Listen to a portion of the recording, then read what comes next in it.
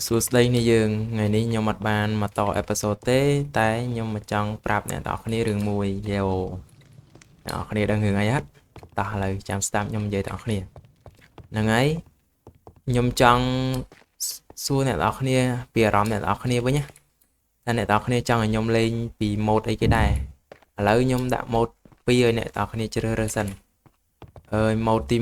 1 Iron Fire ហើយម៉ូដទី2 Take to Peer ហ្នឹងហើយម៉ូដពីរហ្នឹងអ្នកនរគ្នាគិតថាចង់ឲ្យខ្ញុំលេងមួយដែរ comment នៅខាងក្រោមចាំខ្ញុំយកម៉ូដហ្នឹងយកមកលេងជូនអ្នកនរគ្នាទស្សនាហ្នឹងហើយបើអ្នកនរគ្នាថាអត់ចង់មើលម៉ូដហ្នឹងទេចង់មើលម៉ូដអីផ្សេងអូខេ comment នៅខាងក្រោមហ្នឹងទៀតម៉ូដណាដែលខ្ញុំអាចលើកយកមកលេងកាត់ខ្ញុំនឹងលេងជូនអ្នកនរគ្នាទស្សនាយ៉ាហ្នឹងហើយប៉ុណ្្នឹងទេខ្ញុំចង់មកប្រាប់អ្នកនរគ្នាតែប៉ុណ្្នឹងទេតើចង់ឲ្យខ្ញុំយកម៉ូដ Iron Fire ឬក៏ Take to Peer អាហ្នឹងសម្រាប់ខ្ញុំណាឲ្យជំរឿនអ្នកនរគ្នាពីរហ្នឹងហើយវីដេអូហ្នឹងមានតែប៉ុណ្្នឹងទេហើយបើអ្នកនរគ្នាបានទស្សនាវីដេអូដ៏ខ្លីមួយនេះហើយកុំភ្លេចជួយចុច like subscribe ឲ្យខ្ញុំម្នាក់មួយផងដើម្បី